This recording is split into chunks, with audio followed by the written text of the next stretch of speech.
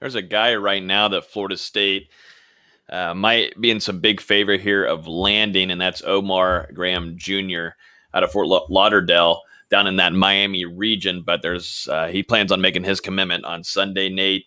And, he just recently visited Florida State and really enjoyed it. And, his dad, he said, has been a Miami fan. And once the family got to go visit, it seems like, it was set then that he wants to make a decision, which is always a really good sign. If you see a recruit going to visit your school and, he kind of wants to make the announcement a little bit after that, there's usually a good sign of something happening, leaning towards your way. But it seems like Omar Graham might be a null on Sunday at 6 p.m. Yeah, and he canceled his other visits. So let's just really read the tea leaves. And again, what he's doing, who he visits, who he does not visit. And Omar Graham is someone that, we stayed in contact a lot with on No Game Day. Both Dustin and I. Dustin's done a lot more talking with him. I've done more like the behind the scenes. And with him, it's always been, are they going to offer? And if they offer, Florida State becomes I think that they've just done a great job recruiting him overall. They offered him, and that's a done deal. I compare him to Reggie Northup. He's definitely a middle linebacker. He's a guy who, he's a thumper, does a great job, in the run part of that defense. I think he's maybe a little bit better in the passing part. I think he moves a little bit better than Reggie did. But very, very, very would be a very good get, very good take for Florida State when they're really looking, trying to fill that. Who's going to be the next guy in the middle?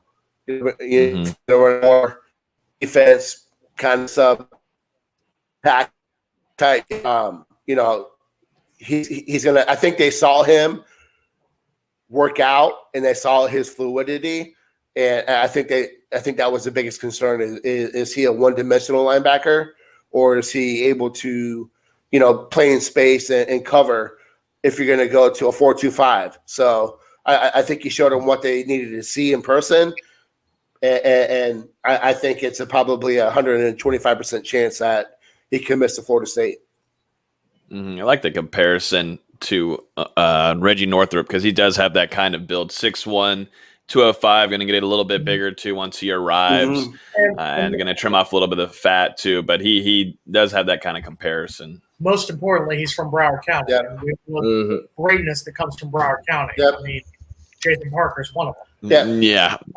If I'm on drugs, Stop doing drugs. You can never not enough South Florida players. Thank you.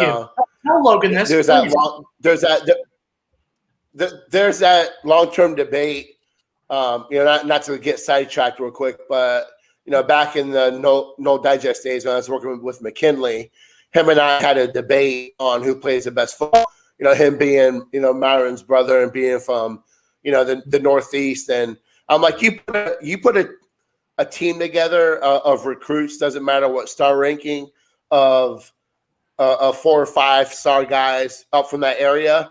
I'll put together 2 and 3 star kids in Miami, and I bet you they're going to be guys that did better in college, and I would take that over any 4 and 5 star kid from New Jersey any day. But one thing I wanted to say too, when you talk about, okay, you're talking I'm about, going to let that go, but you guys keep going.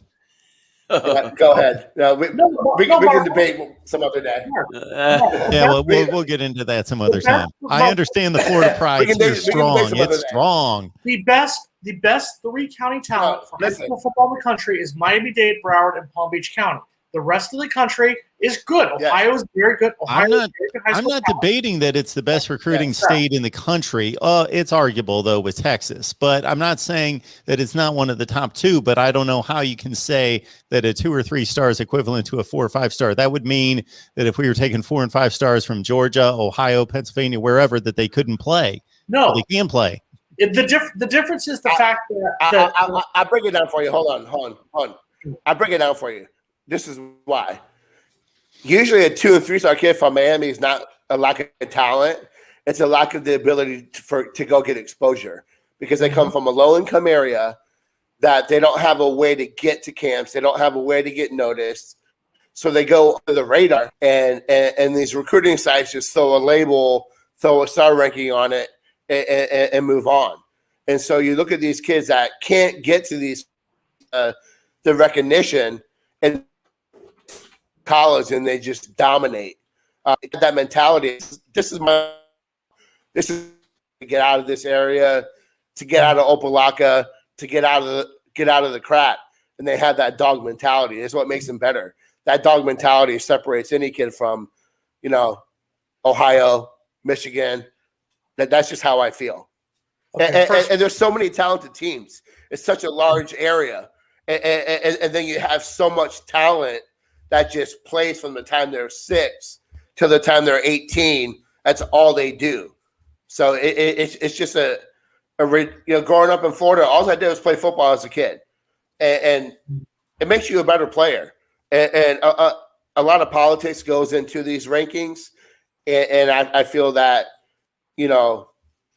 it's a lack of exposure that results in a lot of these kids that are being underrated. Right. And Nate, first of all, let's not. And Florida's just the best. Let's not say Opelika is crap. Opelika is a beautiful area. I'm gonna defend Miami-Dade County on that part right there. But just to make a point, you are 100% correct on this point. And Mark, I'll say it like this: Miami Central, where Dalvin Cook went, where Devontae Freeman went, they're playing schools like Booker T. Washington that's sending kids not just to Florida State, but to Florida, to Alabama, to Miami, to all these other schools.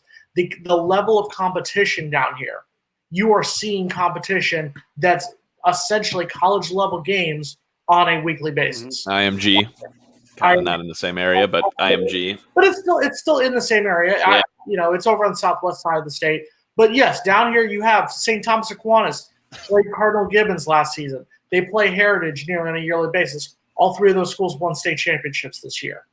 That's not the part of the conversation I took exception with. So I agree and I understand all of that was just stated. We're not gonna go down the road that I could take this because this is not worth it because we want to talk Florida State.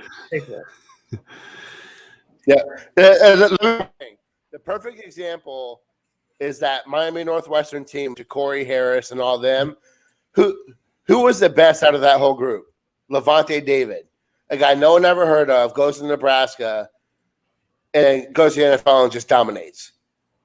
So that's just how it is down there. But moving on to Florida State. But I wanted to also say, you talk about, the things that Florida State's done with these visits that, we talked about earlier. Sam McCall now started to cancel his visit. So he's been there a few times. He's one of the bell cows. Now, a guy that some people thought, maybe Florida State doesn't hold on to, now is canceled a visit to South Carolina, canceled a visit to LSU.